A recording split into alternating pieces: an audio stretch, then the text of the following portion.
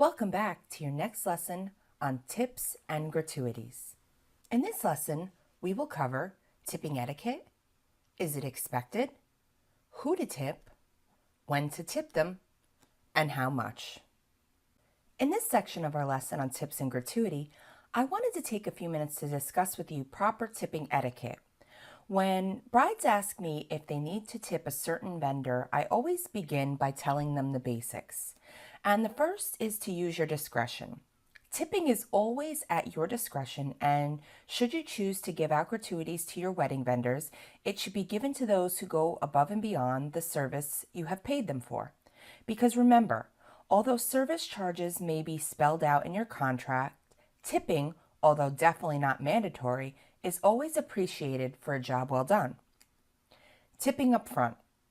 I felt the need to bring this up while we were discussing tipping etiquette because in some cases I believe it's better to tip up front or let the person know you'll be taking care of them at the end of the night.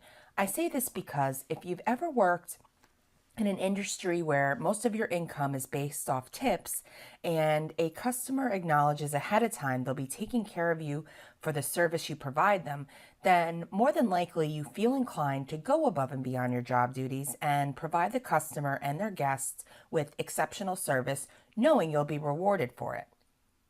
And lastly, gratuity for business owners. As a rule of thumb, generally business owners do not expect gratuity for themselves, but it is a nice gesture for their employees.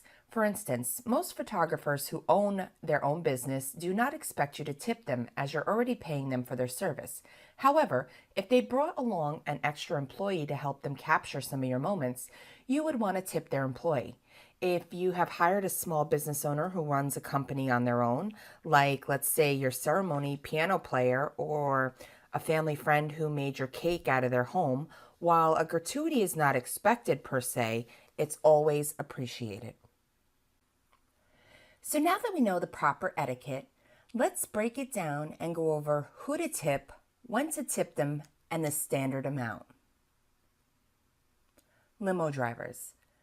Just like a cab, Uber, or Lyft driver on a normal day, if your transportation driver was awesome and did a great job, you would tip them when they pick you up or after the last ride at 15 to 20% of the bill. Now, be sure with this one to check your contract ahead of time because gratuity is usually already included in your contract. But if it isn't, then the drivers pretty much expect it. Valet parking attendants. You may or may not have a valet parking attendant available at your ceremony or reception to park your guests' cars for them. If you do, then you'll want to tip the valet drivers approximately $1 per person, meaning if you have 150 guests and 2 valet attendants, you'll want to tip them each $75 either beforehand or after the reception. Coat room attendants. If your venue provides your guests with a coat check so that your guests have a safe, dry place to store their coats during the reception, you'll want to tip this attendant or attendants about $1 per person.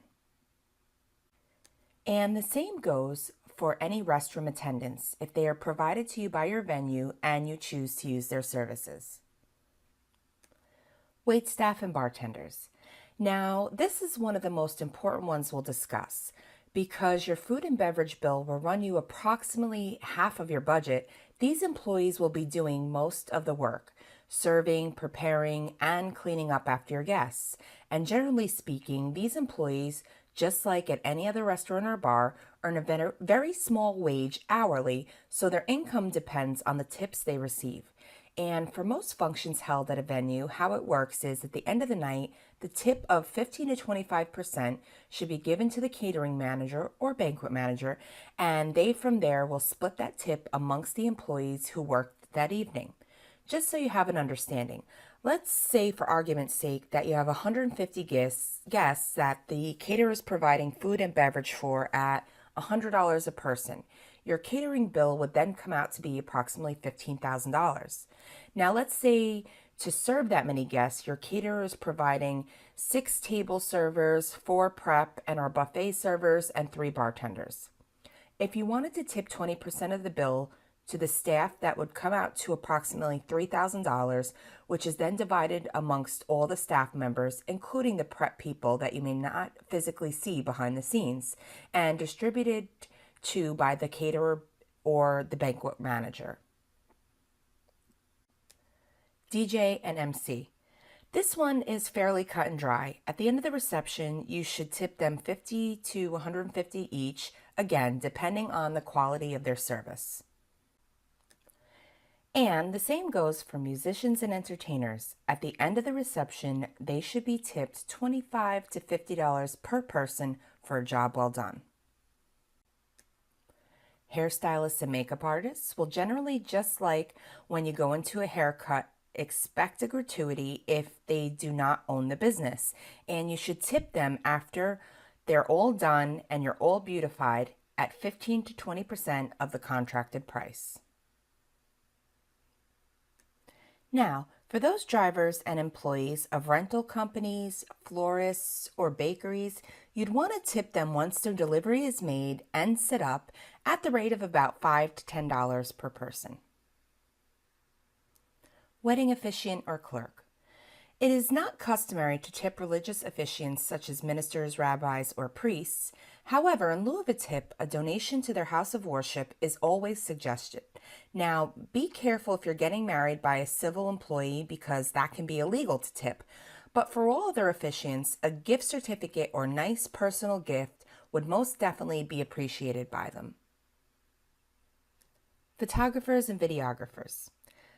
Because most photographers and videographers own their own business, tipping is generally not expected or required. However, a personal gift is always a lovely touch.